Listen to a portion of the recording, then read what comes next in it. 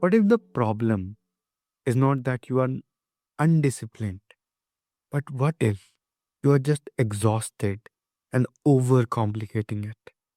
Because when life gets busy, health does not usually fall apart in one dramatic way, it slips very slowly. Welcome back to Healthy Mind, Healthy Life, the show where we keep mental wellness practical, human, and honest. Because taking care of your mind also means taking care of your body you live inside.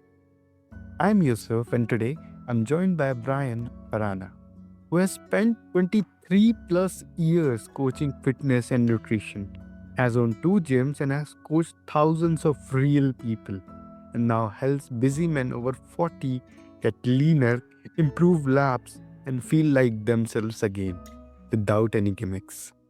Our topic is nutrition and fitness made easy in a busy lifestyle, especially when you are carrying work, family, stress, travel, all of it.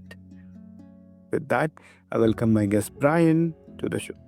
Yusuf, thanks so much for having me. I so appreciate being here to shed some light on making taking care of yourself easier in the Yes. everyday life.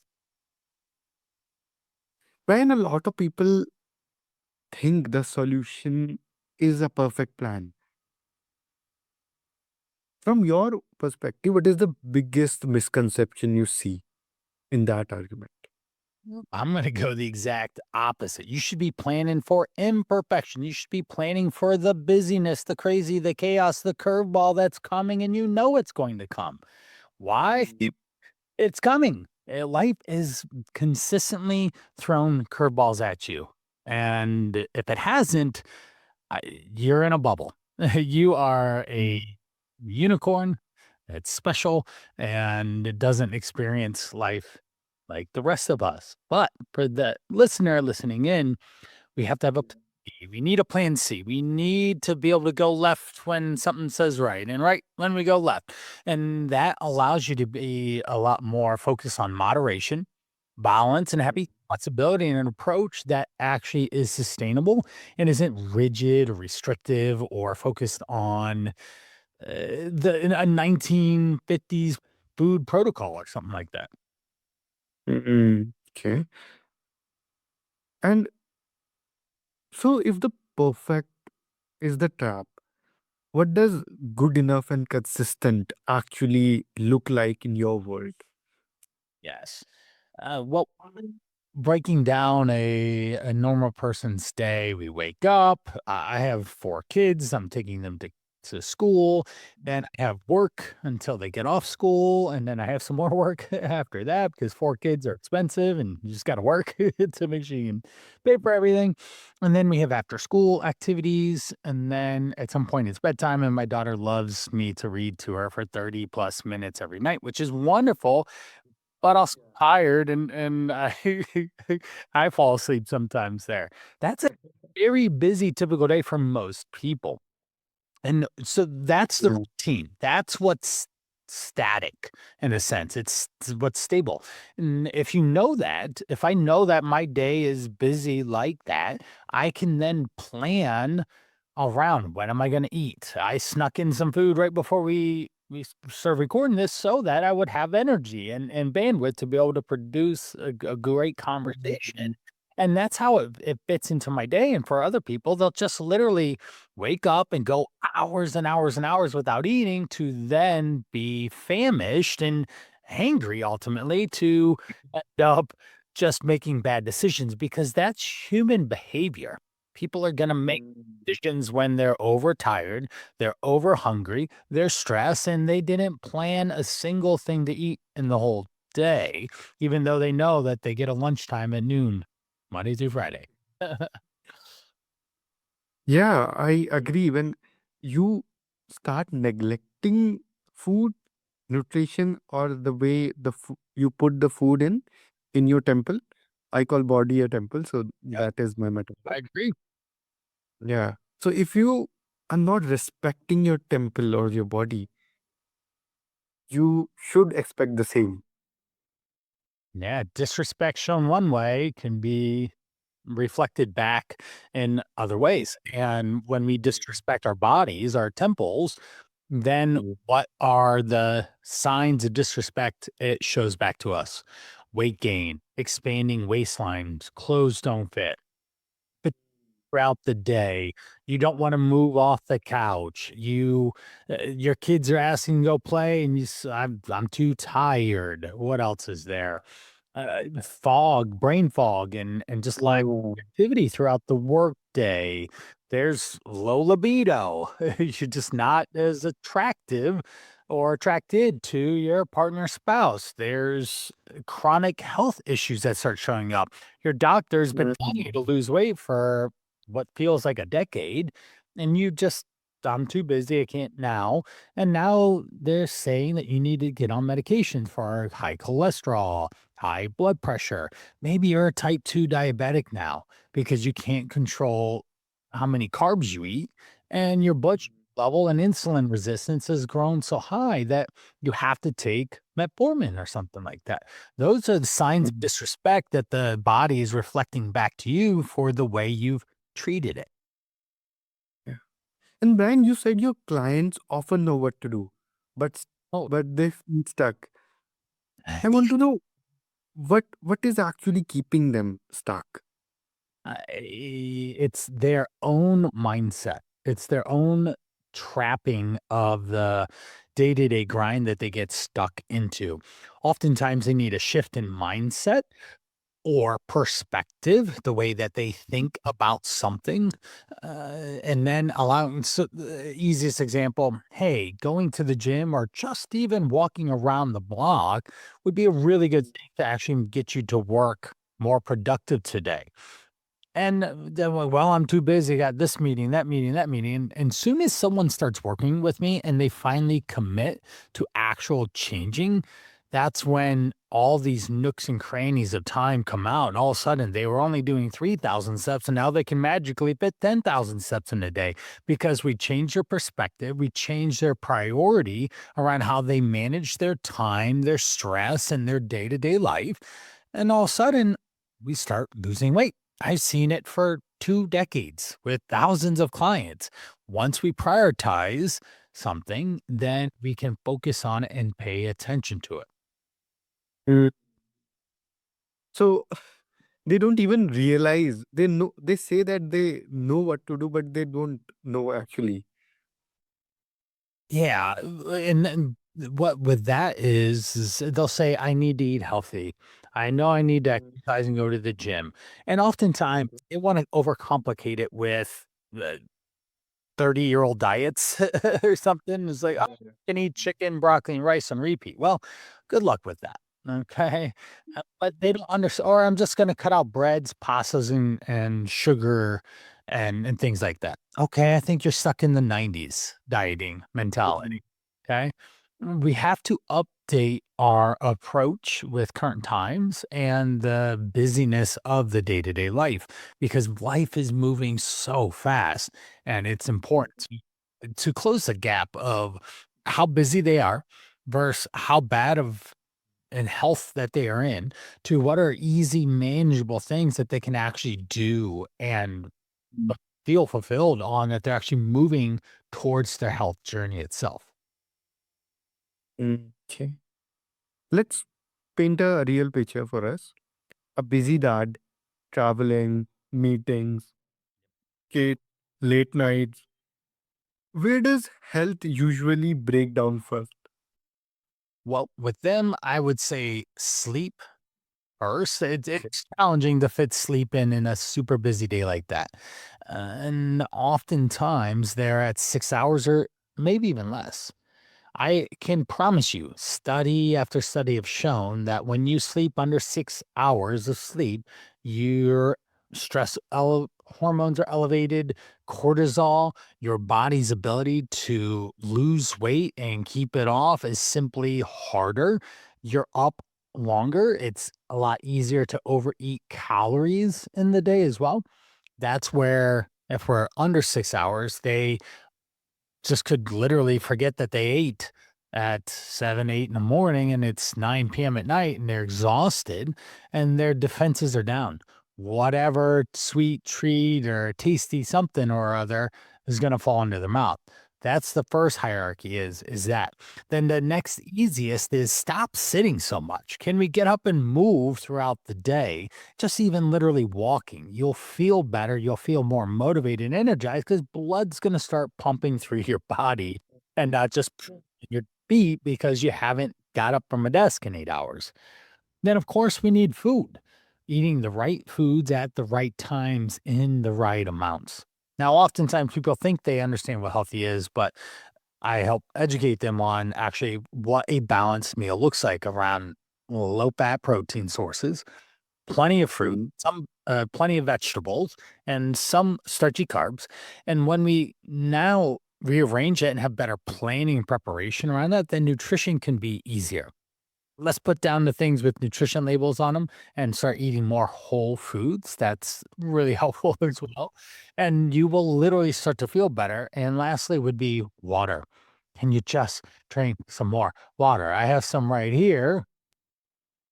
And and let's drink 80 ounces for women, 100 ounces or more for men. I promise you in a week, you will feel significantly better regardless of what the scale does or doesn't say. Usually people lose weight when they just start to pay attention to this stuff. Mm. And Brian, what is your minimum effective plan for a week like that? Yeah. Something a listener can actually steal today. Yeah. So the actual truth of the matter here is water. And I mentioned it 80 ounces for women, 100 ounces for men. You drinking that, Yeah. it's going to keep you full and it's going to keep you hydrated. Most of the people out there are walking around like SpongeBob in the Sahara Desert. They are dehydrated and dried up. And no wonder when you go to squat, your back aches because it's like beef jerky. It's tight, rigid, and stiff. So there's Mhm. the walking, I would say you need to look at your phone or your watch and understand how much you're even moving.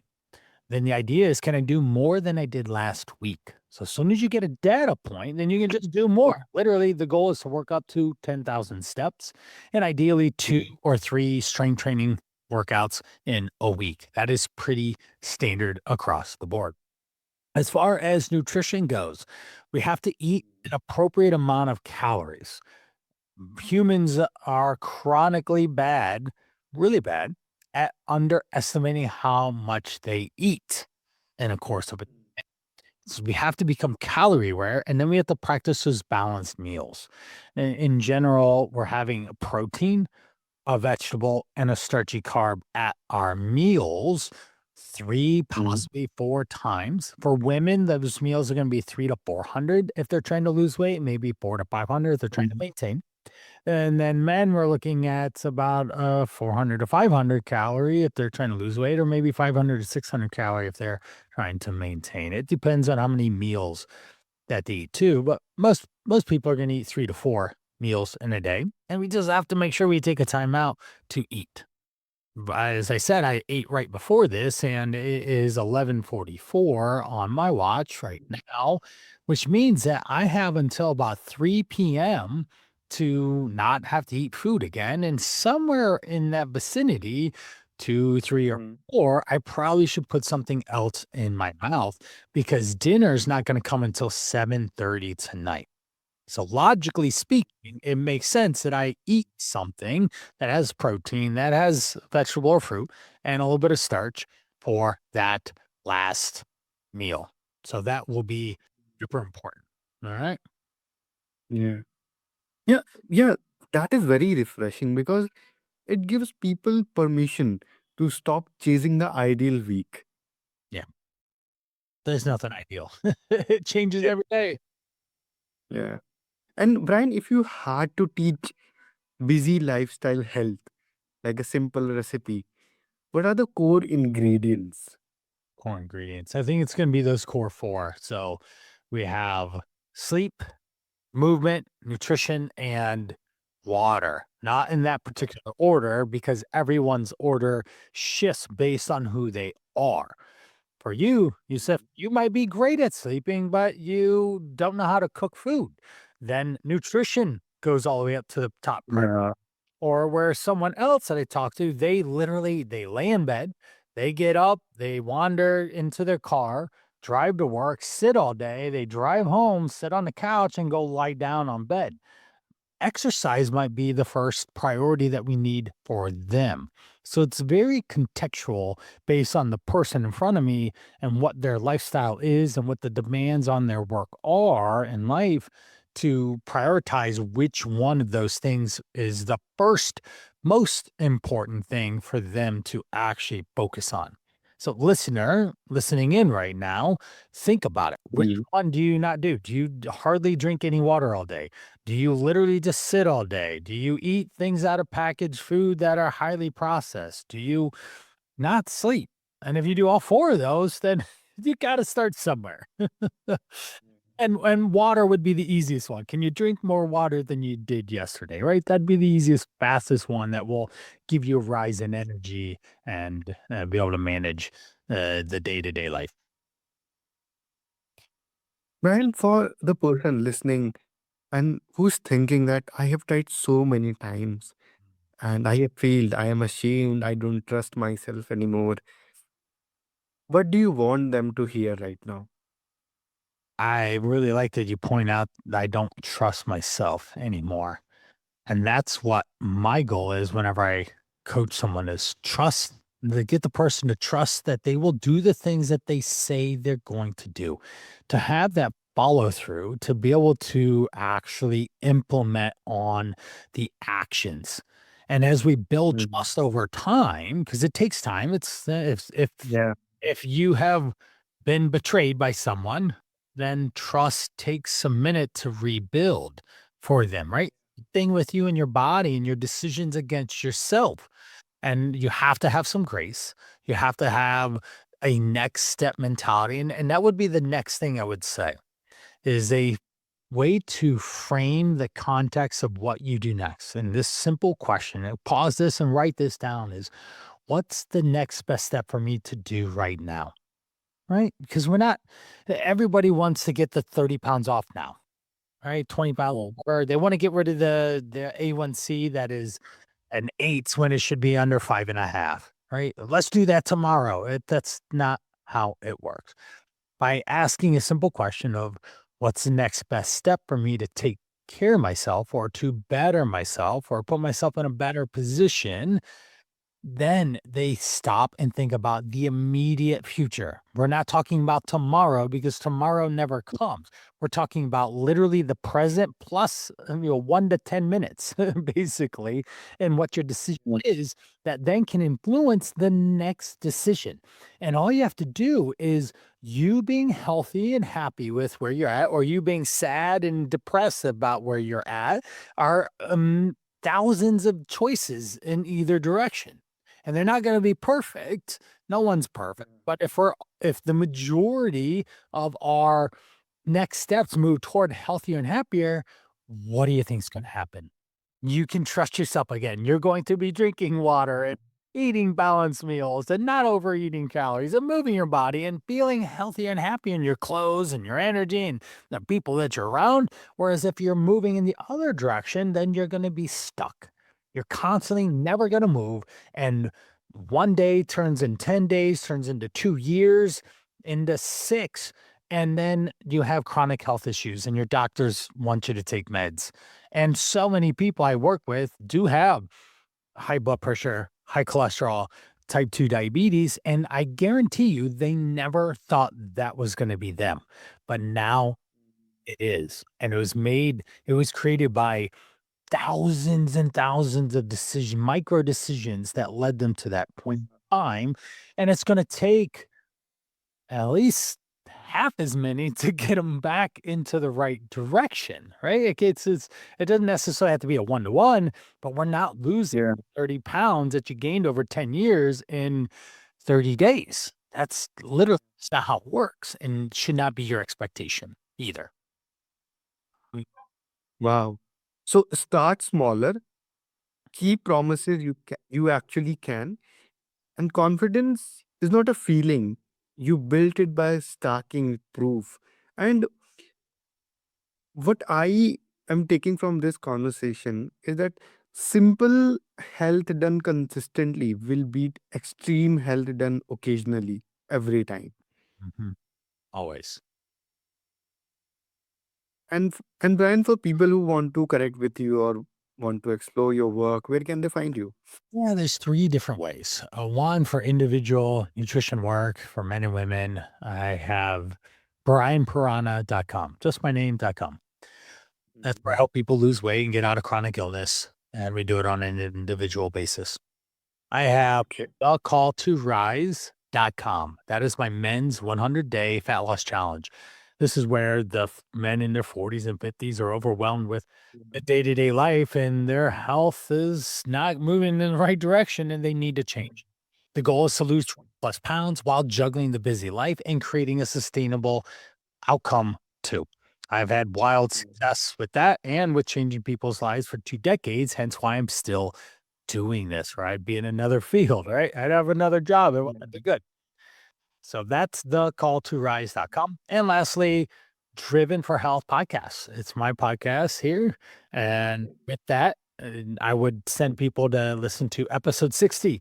Hear me talk about the powerful transformations of people who took action and lost weight and changed their lives and bettered their blood panels and all these things that happen when we take that next best step. And that's all that it has to be is a choice or a decision to move forward toward your health goals rather than just being complacent or sitting still and not doing anything about it.